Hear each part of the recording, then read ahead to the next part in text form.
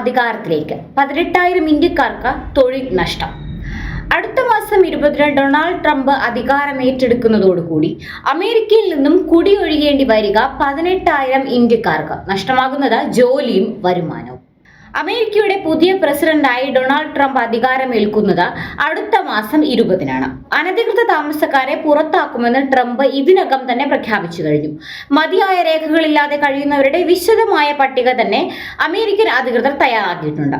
Trump അധികാരമേറ്റാലുടൻ ഇവർക്കെതിരെയുള്ള നടപടികൾക്ക് തുടക്കം കുറിക്കുമെന്നാണ് അറിയുന്നത്. കഴിഞ്ഞ മാസം പുറത്തിറക്കിയ പുറത്താക്കേണ്ടവരുടെ പട്ടികയിൽ 17,940 ഇന്ത്യക്കാരും ഉൾപ്പെട്ടിട്ടുണ്ടെന്നാണ് അവിടെ നിന്നും ലഭിക്കുന്ന റിപ്പോർട്ടുകൾ വ്യക്തമാക്കുന്നത്. അമേരിക്കയിലെ അനധികൃത കുടിയേറ്റക്കാരിൽ ഏറ്റവും കൂടുതൽ മെക്സിക്കോയിൽ നിന്നാണ്. 2ാം സ്ഥാനത്തുള്ളത് എൽ സാൽവദോർ ആണ്. 3ാം സ്ഥാനമാണ് ഇന്ത്യക്ക്. നേരത്തെ കുറച്ച് ഇന്ത്യക്കാരെ അമേരിക്ക ഇന്ത്യയിലേക്ക് മടക്കി അയച്ചിരുന്നു.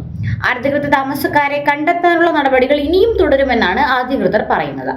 ട്രംപിന്റെ കാലത്ത് ഉണ്ടാവുക അമേരിക്കയുടെ ചരിത്രത്തിലെ ഏറ്റവും വലിയ പുറത്താക്കൽ നടപടിയായിരിക്കുമെന്നും റിപ്പോർട്ടുകൾ വ്യക്തമാക്കുന്നുണ്ട്. അധികാരമേറ്റാൽ ഉടൻ യുഎസിൽ ജന്മാവകാശ പൗരത്വം നിർത്തുമെന്ന് കഴിഞ്ഞ ദിവസം ട്രംപ് വ്യക്തമാക്കിയിരുന്നു. കുടിയേറ്റം നിയന്ത്രിക്കുമെന്ന തിരഞ്ഞെടുപ്പ് വാഗ്ദാനത്തിന്റെ ഭാഗമായിട്ടായിരുന്നു ട്രംപിന്റെ ഈ പ്രഖ്യാപനം. അമേരിക്കയിൽ ജനിക്കുന്ന കുട്ടികൾക്ക് ജന്മാവകാശമായി പൗരത്വം നൽകുന്നുണ്ട്. എന്നാൽ അനധികൃത കുടിയേറ്റക്കാരുടെയും താൽക്കാലിക വിസയിലെത്തുന്നവരുടെയും കുട്ടികൾക്ക് പൗരത്വം നൽകുന്നതിനെതിരെ ട്രംപിന്റെ റിപ്പബ്ലിക്കൻ പാർട്ടി പലതവണ രംഗത്തെത്തിയിട്ടുള്ളതാണ്.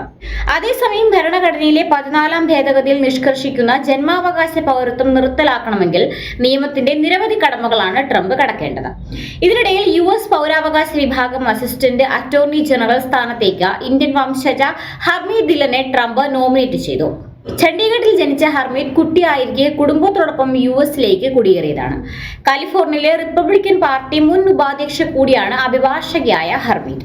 ജോലിയും വരുമാനവും നഷ്ടപ്പെട്ട് ഇന്ത്യയിലേക്ക് തിരികെ എത്തുന്ന ആയിരക്കണക്കിന് പ്രവാസികളുടെ പുനരധിവാസം മോദി സർക്കാരിന് ഒരു വലിയ വെല്ലുവിളിയാകും സൃഷ്ടിക്കുക.